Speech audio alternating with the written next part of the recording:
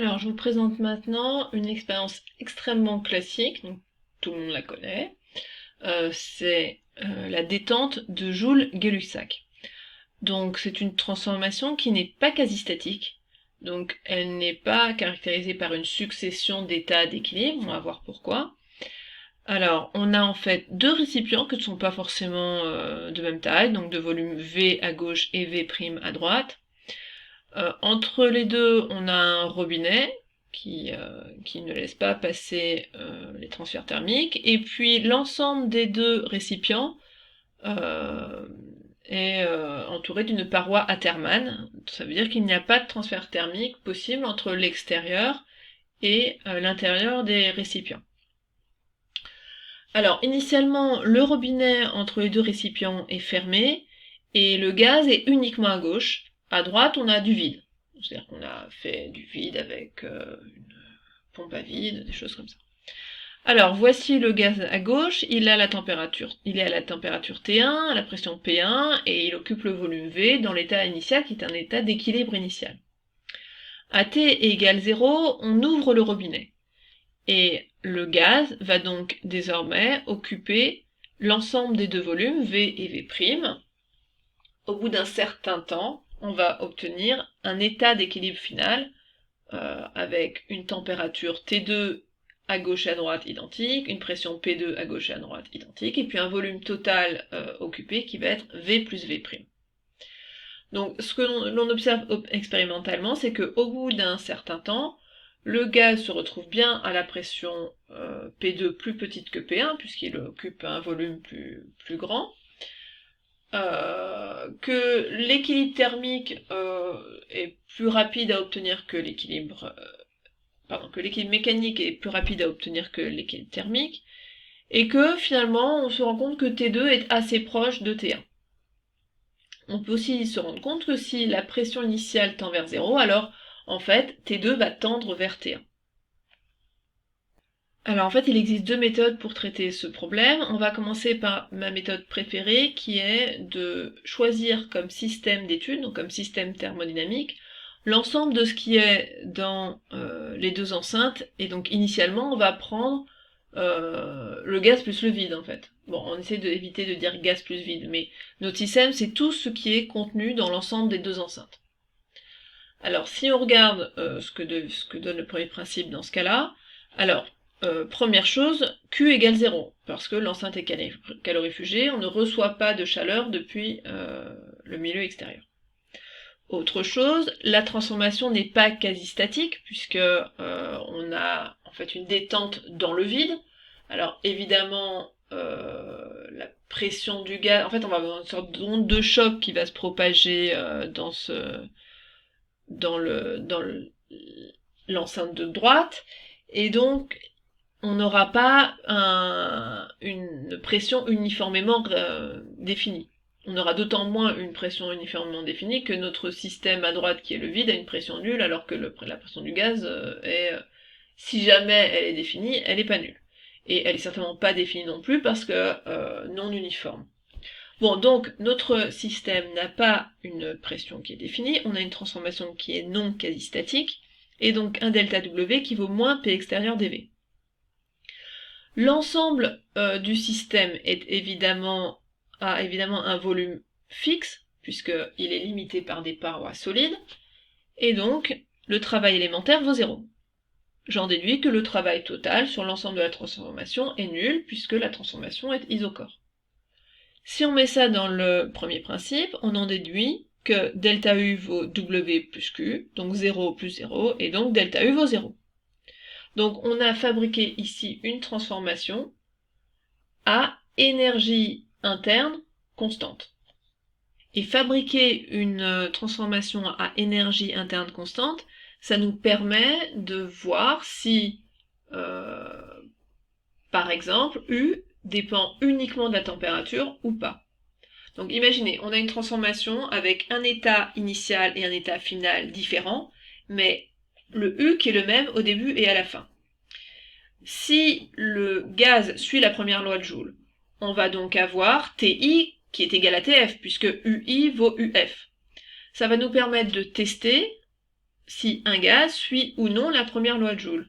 Et encore mieux, ça va nous permettre de mesurer expérimentalement des écarts de notre gaz, qui n'est évidemment pas parfait, à cette première loi de Joule. Donc on va pouvoir mesurer des coefficients thermodynamiques de ces gaz et avoir un peu plus d'informations sur eux et pouvoir les modéliser par autre chose que des gaz parfaits par la suite. Alors éventuellement on peut remontrer exactement le même résultat avec une autre méthode en choisissant non pas le système avec une transformation isochore, mais on va choisir cette fois-ci comme système le gaz qui était initialement dans la partie gauche.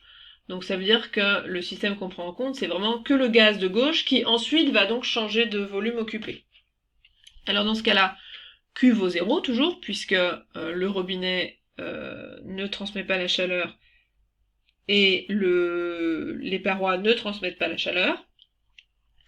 Le travail élémentaire est toujours donné par l'expression du travail élémentaire d'une transformation non quasi-statique, puisque on ne peut pas définir une pression uniforme dans tout le système à cause d'une espèce d'onde de choc qu'il y a lorsque le gaz s'expand brutalement.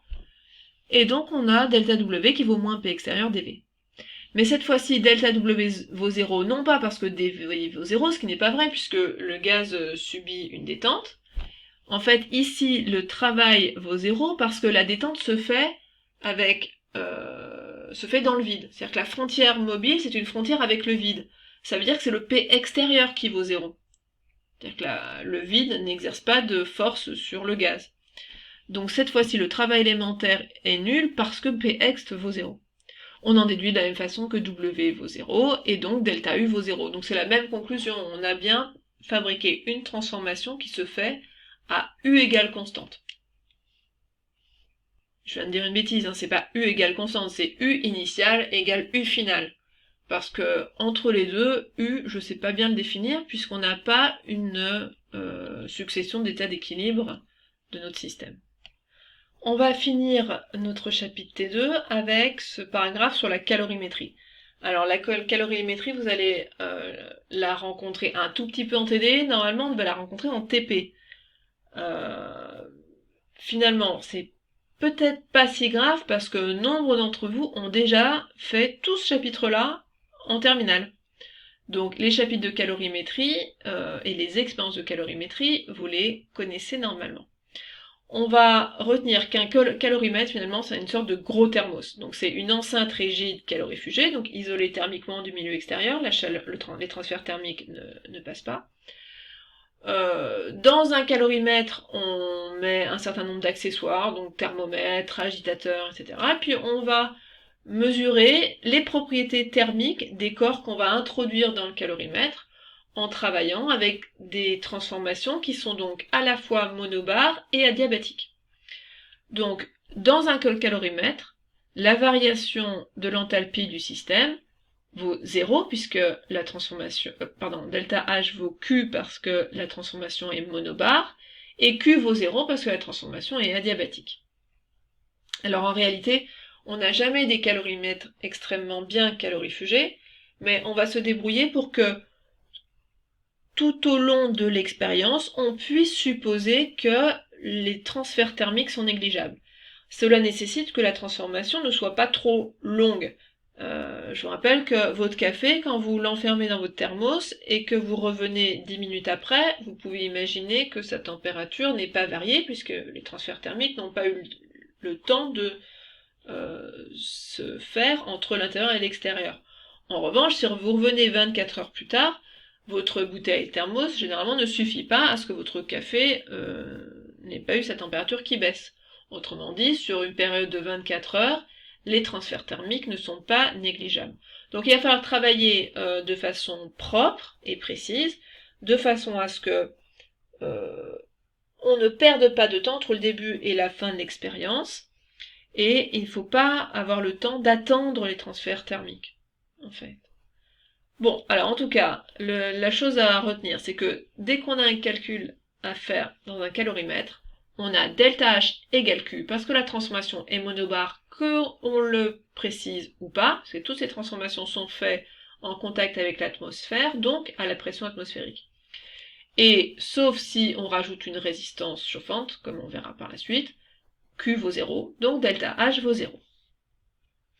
Alors je vais d'abord vous présenter le calorimètre avec ses accessoires. Donc on a une enceinte calorifugée, fermée par un couvercle plus ou moins bien calorifugé. Chez nous ils le sont pas du tout, c'est juste une plaque de plexi. Un agitateur, alors à main ou pas, un thermomètre, puisque l'idée c'est d'aller faire des mesures de température initiale et finale, ou alors au cours de la transformation. Et puis alors ici on fait une expérience dans laquelle on va initialement mettre de l'eau, une masse M1, dans le calorimètre. AT égale 0, on ajoute en plus du cuivre à la température θ2. Et on va mélanger, donc c'est la méthode des mélanges, on va mélanger avec l'agitateur à main, et puis on attend longtemps jusqu'à ce que la température se stabilise à une température finale. Donc il faut imaginer, on a introduit le calorimètre et l'eau à la température θ1, le cuivre à la température θ2, et puis au bout d'un certain temps, l'ensemble calorimètre plus eau plus cuivre va atteindre la température θF, et on espère mesurer comme cela la capacité thermique massique du cuivre. Alors théoriquement, c'est extrêmement simple. La transformation est monobar, donc je vais utiliser le premier principe pour le système calorimètre plus eau plus cuivre. Donc delta H vaut Q, puisque la transformation est monobar, et comme Q vaut 0, delta H vaut 0. Mais là, c'est le delta H du système total calorimètre plus eau plus cuivre. Donc voici mon système. Eau liquide à θ1, calorimètre à θ1, cuivre à θ2, ça c'est l'état initial.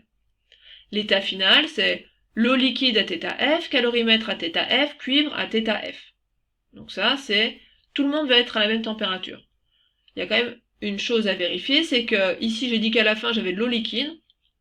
Ça nécessite que θF soit plus petite que la température de vaporisation à pression atmosphérique. Donc il faudra vérifier à la fin que θF est plus petit que 100 degrés Celsius.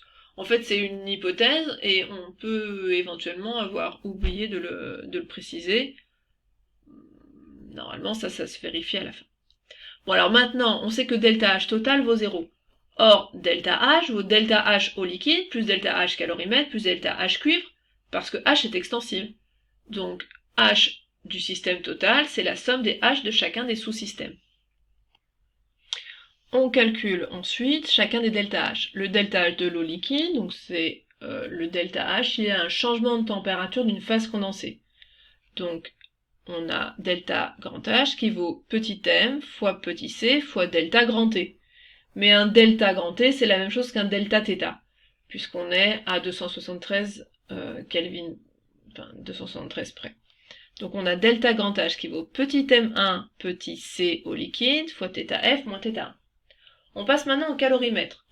On a de nouveau une phase condensée. Donc delta H calorimètre, c'est grand C calorimètre fois θF moins θ1. Donc éventuellement, on pourrait remplacer grand C calorimètre par petit m calorimètre fois la capacité calorifique thermique du calorimètre. Mais c'est pas ce qu'on fait. Soit on garde cette capacité thermique du calorimètre, soit on le remplace par mu fois petit c au liquide.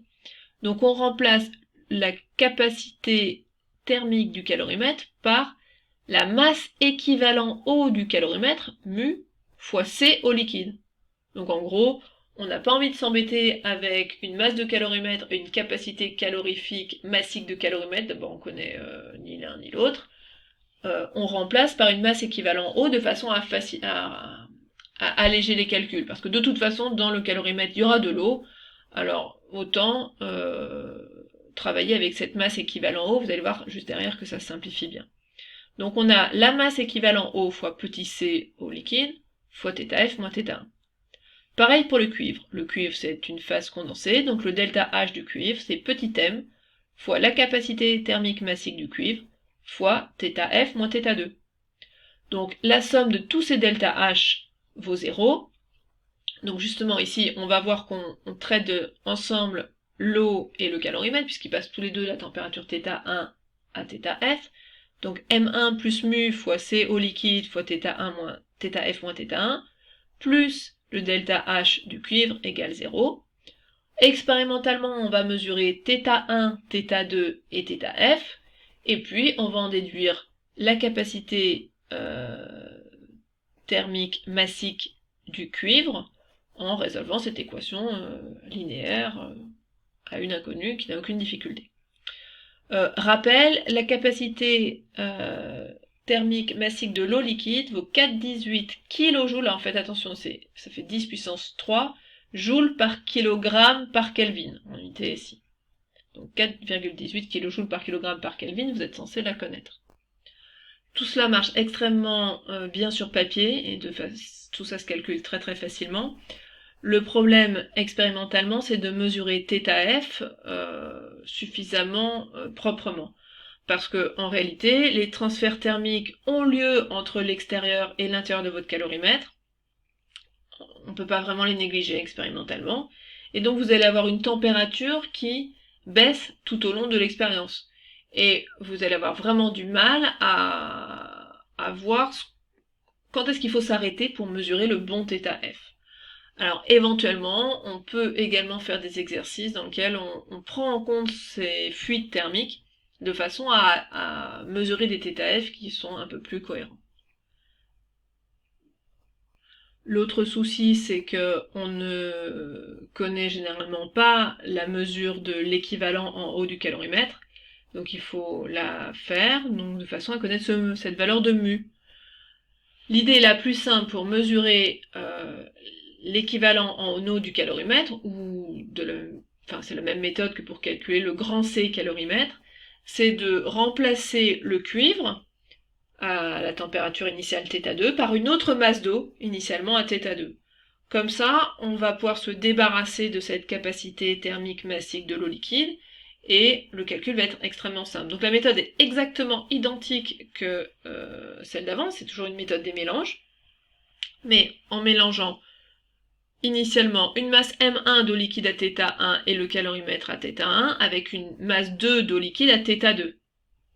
À la fin, tout le monde a la température θf, delta H vaut 0, et c'est toujours le delta H du calorimètre plus delta H de l'eau 1 plus delta H de l'eau 2.